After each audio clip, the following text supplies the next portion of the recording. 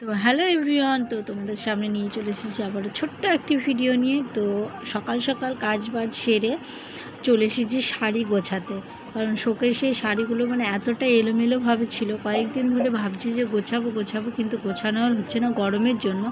আর দুদিন বৃষ্টি হওয়ার পরে আবারও প্রচণ্ড গরম পড়তে শুরু করে দিয়েছে, ওই জন্য ভাবছি দুপুরবেলায় বিকেলে না করে তো সকাল সকালই করে নিই। তো দেখো আমার গোছানো কমপ্লিট। শাড়ি গোছানো থাকলে না শোকেসটা খুব সুন্দর লাগে, দেখতে খুব ভালো লাগে। তো চলো, গোছানো তো আমার প্রায় কমপ্লিট, তো পরে আবার তোমাদের সাথে আসছি। তো দেখো আমরা রাস্তায় এসে দাঁড়িয়ে আছি, কারণ এখন যাব এক জায়গায়। এখন বাজে হচ্ছে 11:30।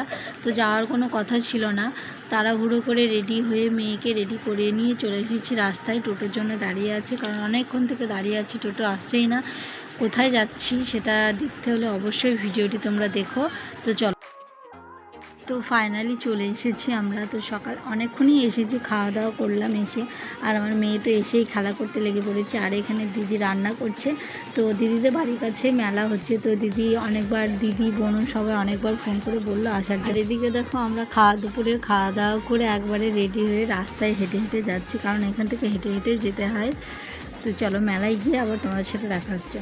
তো ফাইনালি দেখো মেলাতে চলে এসেছে। এখানে এসেছি মেহেন্দি করব বলে, কিন্তু এখানে ট্যাটুর বেশি ভিড়, ট্যাটু করাচ্ছে ওখানে, ওই জন্য আর এইখানে দেখো বলি করানো হচ্ছে। আর এই জায়গাটা প্রচণ্ড ভিড়, আর অনেকগুলো বলি হয়েছে। তো অবশেষে দেখো আমরা একটাই দেখে চলে এসেছিলাম, কারণ অতিরিক্ত একটা দেখেই মাথা ঘুরছে, তো আর বেশি দেখা হয়নি।